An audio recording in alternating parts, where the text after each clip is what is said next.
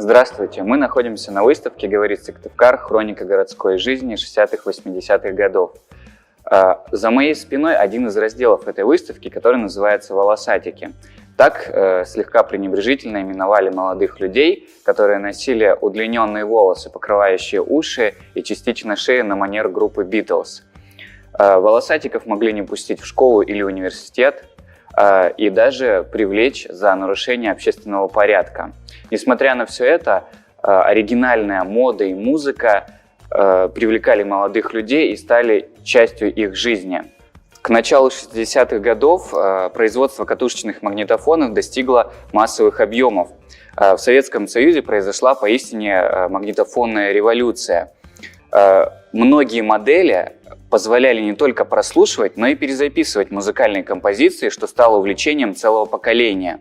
В условиях железного занавеса это способствовало разнообразию музыкальной палитры и распространению западного джаза и рок-н-ролла. Поклонники западной музыки делились друг с другом записями, фотографиями, вырезками из газет и переводами текстов. Эти переводы иногда были реалистичными, а порой вымышленными, потому что буквальный смысл был непонятен и даже не важен. Куда более важными были танцевальный ритм, несоветское звучание и, конечно, английский, на котором эти песни исполнялись. Это позволяло советским слушателям населять эту музыку собственными личностными смыслами, героями и мирами.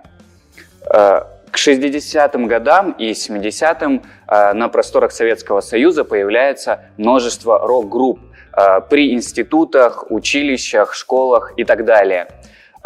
Многие группы и исполнители, не имеющие официального статуса и доступа к профессиональным студиям из-за цензуры, делали самодельные записи. Это сформировало целую ветвь культуры самиздата, так называемый магнит-издат.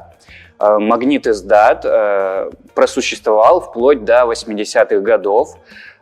Многие популярные советские группы записывали свои композиции на бобинах и тиражировали. Среди них мы можем вспомнить «Аквариум», «Зоопарк», «Кино» и некоторые другие. Эти записи распространялись самими музыкантами и собственно, друзьями. Несмотря на такой узкий круг, за считанные месяцы получалось сделать очень много копий и стать, в общем-то, популярными. Все эти музыкальные веяния не обошли стороной и город Сыктывкар. В 1978 году было создано объединение неформальное Big Island. Оно занималось выпуском собственных комиксов Big Island Post, сборников прозы и поэзии и рукописных газет. Помимо этого, ребята создали музыкальный проект New Stone, и в результате этого в 1979 году в общежитии было записано 2 музыкальных спектакля, в основе которых была музыка западных рок-команд. Среди них LAP, Назарет, Deep Purple. Перед нами катушечный магнитофон стереофонический с 2 скоростями воспроизведения Ростов МК-112С. Эта модель выпускалась с 90 по 93 года на излете советской эпохи на заводе «Прибор» в городе Ростове. Этот катушечный магнитофон позволяет записывать и воспроизводить те или иные записи. Он был достаточно дорогостоящим.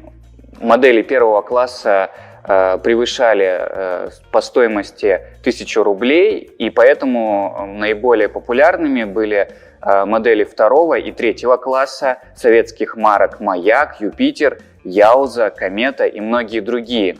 Таким образом, музыкальная культура и социокультурные практики, связанные с ней, были частью жизни советской молодежи. Это тесно переплетено с теми технологическими изменениями, которые происходили в обществе.